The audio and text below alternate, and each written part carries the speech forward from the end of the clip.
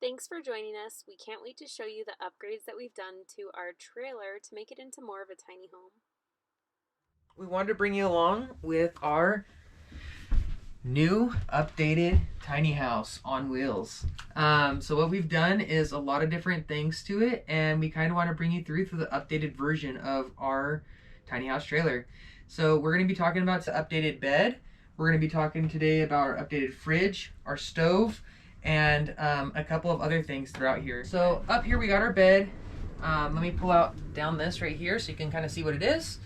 It is 6-inch memory foam firm, and it is actually amazing. We ended up throwing away our old mattress in the house, and we use this, but now it's gonna be permanently in here since it's our new house.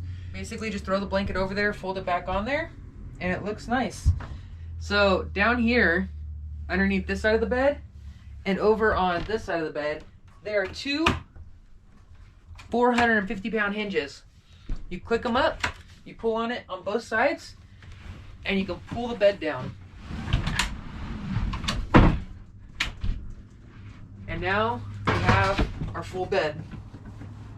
So back behind the bed, it's basically just wood that's hidden to help support it, but we have extra storage that goes all along the back. 5 of the milk crate plastic baskets from Walmart, they fit perfectly back there, which works with the bed. Hey guys, so how you get this behemoth back of a bed back up?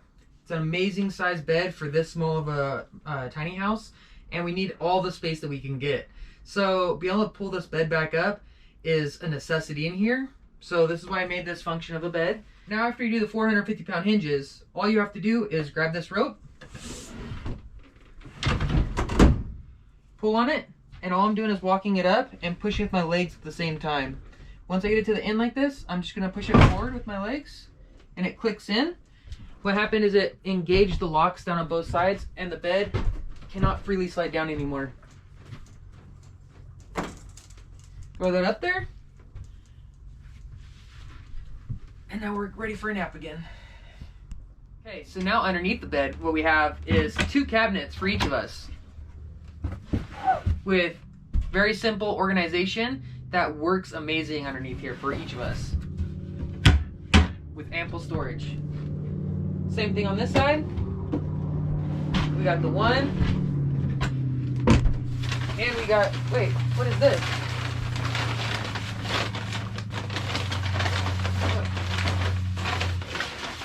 Aw, Heather loves The Little Mermaid. What? Thank you, babe. This is the best early birthday present ever. Yeah, she didn't know at all that I was getting this for her, so I wanted to join you guys in on this. Surprise! Hey y'all, so I'm here to show you a little bit about our fridges. Last year when we went on a truck bed camping trip, we ended up getting the Arctic. This is the 45. But this is what we're going to use for some extra dry food storage. It also makes a perfect seating area. But now I'm going to show you our electric fridge. So now for our actual fridge. With the Arctic, it does hold ice for a while. However, living in this full time, we don't want to have to get ice all the time. We got the insulated cover for the Iceco freezer fridge. And inside of here, there are 2 different areas. So here's our fridge portion. It's not organized that great right now, but it can really fit a lot in there. And then we have a lot of sandwich stuff and just some snacks and some fruit, also some drinks. And then we also have the freezer portion. So the freezer portion for us doesn't hold as much, and both of these have baskets that you can pull out, and then you have additional storage underneath. So if we wanted to store steaks or something big, we could go ahead and put them underneath. Okay, and the thing that we do like about the Iceco is it's pretty quiet, and it also does show us the battery as well as how many volts it's using and the temperature in each of the dual fridges.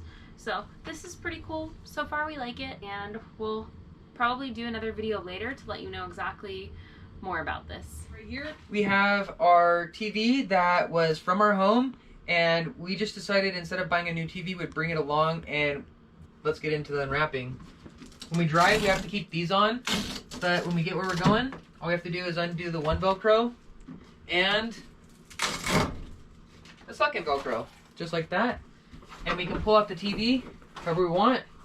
It's tiltable and adjustable. So let's put this back up. All you have to do is wrap it around, put it on the Velcro. And if you guys decide to do the same Velcro system, you guys are going to want to make sure to have the soft side of the Velcro face towards the screen so you don't scratch it. 1, 2, just make sure you always put it back up before you start driving, because the screens will move around while you're driving a lot. So this is the simplest system so far to make it click in, and it works amazing, and I'm loving it. It's very simple, just the 2 on each side. And over here, we have our amazing little Cubic Mini Grizzly. This thing produces some good heat for in here. Even with the no insulation throughout the entire trailer, it still produces enough heat to keep us warm. It does only last a couple hours before you have to restock it with wood, which is kind of a bummer, but it works out amazing for keeping it warm as long as you keep it stoked, which isn't a big deal. I keep a little tiny tray filled up with little pieces of wood to get the fire started, to make it easy for quick fire starter. And underneath here, keep small pieces of wood.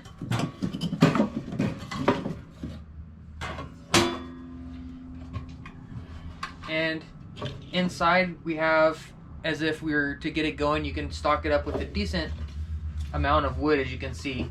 But if you guys want to learn more about this stove, there's plenty of people online that go into details about the stove. This is the Cubic Mini Grizzly version. I also have my hatchet to break up the wood. And up here we have our fan that works off of the heat of the stove.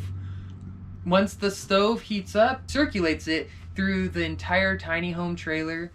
Up here, we went from 3-inch double wall to, this is basically like a triple wall insulated. We have a ginormous metal bin with another bin that's for all the ashes to go into. When you're driving, you do not want this ashes flying up through the top flue. So we put all the ashes in here before we drive. We also close off the vents in here so that none of the ashes can go out through for safety reasons. And the #1 tool that you all need if you have this little stove, in my personal opinion, is the mini one-handed Sawzall. This is for cutting up the wood that you buy from the store or anywhere else to the right sizes so it can fit inside your stove. Let's move on to the next thing. So up above the TV and above most of the walls in our tiny home, we have these shelves. And RJ created these shelves himself. So I helped stain the wood, and then RJ used some copper piping as well as some wood to go ahead and create these shelves. We have these beautiful rose gold baskets where we can store stuff. So we're still trying to figure out exactly what goes where, so not everything's filled, but I just love the way that it ties together with our tiny home. Off of these shelves, we do have some hooks that hang off of it. This is where we typically dry our snowboard boots. That way they're right above the fire and we're able to just make sure they stay warm. That way when we go snowboarding the next day, we don't have cold feet, because no one likes cold feet. Okay, shelves. Now let's come over this way. I want to show you one of the things that I am most excited for in our trailer. We have a very large propane stove. This is actually a 1947 Kenmore, and I found it on Facebook Marketplace like the day before Thanksgiving. My family was over for Thanksgiving, and I was like, hey Dad, can you come out on your birthday and come get this propane stove with us? And sure enough, he said yes. So we all took off and we were able to get this stove. We got it for a really good price, so I'm really happy about that. RJ has put all of our magnets from different places that we've been up top here. So this is really cool. It's just kind of a reminder of all the fun trips and adventures we've had so far. So inside the stove, here's our oven. We also have a broiler in here. We've got some storage down here, some pots and pans, so that's nice. But we're really liking this propane stove. Originally, we were just gonna go with our camper stove because this is pretty big. It's nicer to cook on something where I have a little bit more room. So next up we have another upgrade that RJ did. RJ went ahead and he installed these pug lights throughout our trailer, so now we have better lighting. We have a remote for these lights, and this remote is pretty cool.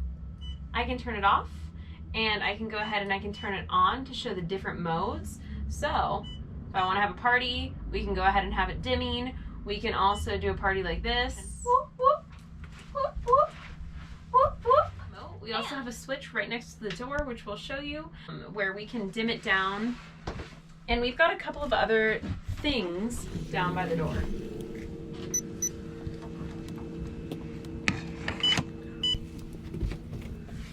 Next up, we've got our Max fan. So our Max fan is up at the top and it has a vent. So we can actually have the fan running while it's raining.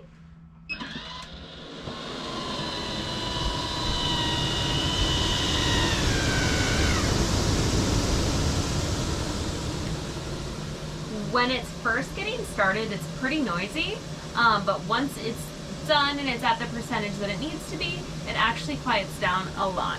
There's also the option to suck air in or have it circulate out. Oh, there are plenty of different videos on YouTube about this fan. So there's 10 different settings in and out. Feel free to check out the other videos on YouTube. And there's our Max fan. And next up, we've got our sink. We go ahead, we brush our teeth. We also do the dishes in this sink. And so far we like it. We have some gallon jugs underneath, and that's how the water comes up. RG's also working on putting a filtration system in here. So stay tuned because we're definitely gonna go into more details in the future on this. Sink. So with our shelves up here, we do have several different types of hooks. In any home, hooks in the space above you is your best friend. You definitely need to make sure that you're taking advantage of every ounce of space that you have. We're gonna go ahead and we're gonna be looking for some really cool branches that we find out in nature, and then we're gonna go ahead and incorporate nature into this build and use those branches as a replacement for the dowels. So stay tuned, and last but not least, we're gonna go ahead and we're gonna come over this way. So we also have this custom made barn rolling door that RJ made. This separates us into another area that we're gonna have to show you for another time. So if you guys want to see what's on the other side of this, click the subscribe button and the bell so you do not miss the next time we post. And we just wanted to say thank you to those of you that have subscribed lately, especially yes, those definitely. of you. Thank you. Thank you. We just appreciate you. And stay tuned. Because next we're going to be going on a cross-country road trip. Yep. So you guys are going to want to stay tuned for what's happening next.